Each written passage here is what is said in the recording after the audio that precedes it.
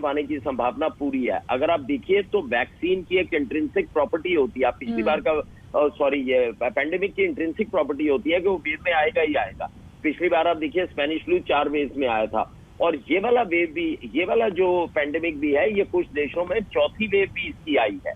तो हमें ये सीखना चाहिए, ये छोड़ेगा नहीं वायरस जब तक कि हम हर्ड इम्यूनिटी नहीं बनाएंगे, ये वेव्स में आता रहेगा और बच्चों को प्रोटेक्ट करना बड़ा जरूरी है।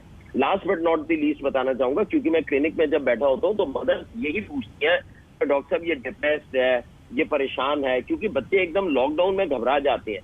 तो हमें उन्हें पॉजिटिव रखना है, हमें उन्हें ये भी बताना है कि घबराए नहीं, माँ बाप को कुछ नहीं होगा। जनरली उनको एंग्जाइटी है, हम माँ बाप को लूज ना कर जाए, क्योंकि उन्हें भी मालूम है कोरोना चल रहा है और मृत्यु दर हो रहा है। तो उनको ये बताना है कि mortality rate is very less, ये उनको एश्योर करके रखना है, ऑप्टिमिज्म में रखना बड़ा जरूरी है। दूसरा, घर में उनको डेफिनेटली एक्सरसाइज कराएं, प्रॉपर उनको डाइट दें, और उनको कोविड रिलेटेड जितनी भी इंफॉर्मेशन है उनको दें। अमेरिकन अकेडमी ऑफ पीडियाट्रिक्स कहती है कि 2 घंटे से ज्यादा आप उनको स्क्रीन टाइम नहीं देंगे।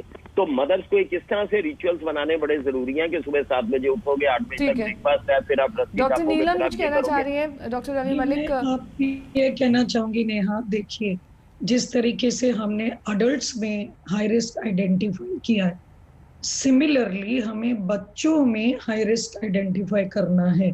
वो हाई रिस्क क्या है? Anybody who is less than 1 year and obese. Most parents अपने बच्चे को मोटा नहीं समझते हैं, वो यूज करते हैं मेरा बच्चा हेल्दी है।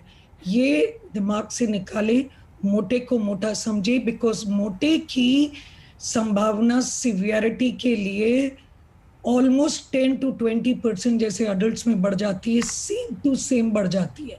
Second, obesity. किसी पेशेंट को आपको किडनी की प्रॉब्लम, नेफ्रोटिक सिंड्रोम, डायलिसिस, किसी पेशेंट को लिवर की प्रॉब्लम चल रही है, किसी प्रॉब्लम को ऑलरेडी हार्ट या लंग से रिलेटेड अस्थमा, हार्ट, ये पेशेंट्स को, इनके पेरेंट्स को आपको अलर्ट करना है that this parent should be very alert. आपको प्रिवेंशन का ध्यान रखना है, ओबेसिटी शुड रिड्यूस।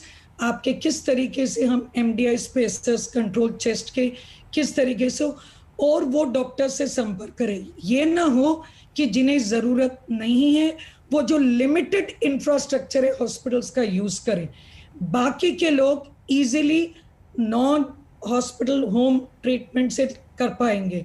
सिर्फ ये हाई रिस्क बच्चे के पेरेंट्स समझे कि आपको anybody who's post transplant kidney, liver, heart, lungs, less than 1 year, obese, इनको अलर्ट रहना होगा। और आपका सिर्फ और सिर्फ इस प्रिवेंशन मास्क, अगर आप ये समझ लें तभी आप नेक्स्ट स्टेज पे जाएंगे।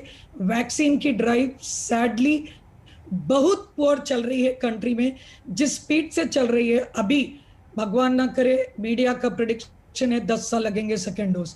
ये स्पीड हमें बहुत फास्ट बढ़ानी है, वरना it is next to impossible to cover our entire population. और बड़े ही खुद इम्यून हो जाएंगे और बच्चों को ये दे देंगे। That is an important message. Doctor Vivek भी लगातार हमारे साथ जुड़े हुए हैं चर्चा में। डॉक्टर विवेक, बहुत सारे ग्रे एरियाज हैं इस संक्रमण को लेकर, और इस बात को कोई भी डिनाई नहीं कर सकता, चाहे वो वेव्स की आप बात कर लें, चाहे वो म्यूटेंट्स की बात कर लें, चाहे आप ये कह लें कि जिस तरीके की मेडिसिन भी इस वक्त दी जा रही है। लेकिन बच्चे बहुत ही सेंसिटिव होते हैं, उनकी बॉडी बहुत जल्दी रिस्पॉन्ड भी करती है मेडिसिन को, वो ठीक भी जल्दी होते हैं, और कई बार उनकी कंडीशन डिटेरिएट भी होती है जो माँ बाप को परेशान करती है। ऐसे में जब भी थर्ड वेव आती है, और अगर आती है तो माँ बाप अपने वैक्सीनेशन के अलावा अपने बच्चों के वैक्सीनेशन, अगर ये वैक्सीन भारत में उपलब्ध हो जाती है तब तक, तो कैसे सुनिश्चित करें? क्योंकि वैक्सीनेशन ड्राइव का जो दर है, जो रेट है, वो काफ़ी स्लो चल रहा है। उस वक्त भी हो सकता है ऐसी परिस्थिति हो, घर तक बच्चों को सीमित रखना काफ़ी हद तक सुरक्षा प्रदान कर सकता है, लेकिन पूरी तरीके से तो नहीं। डॉक्टर,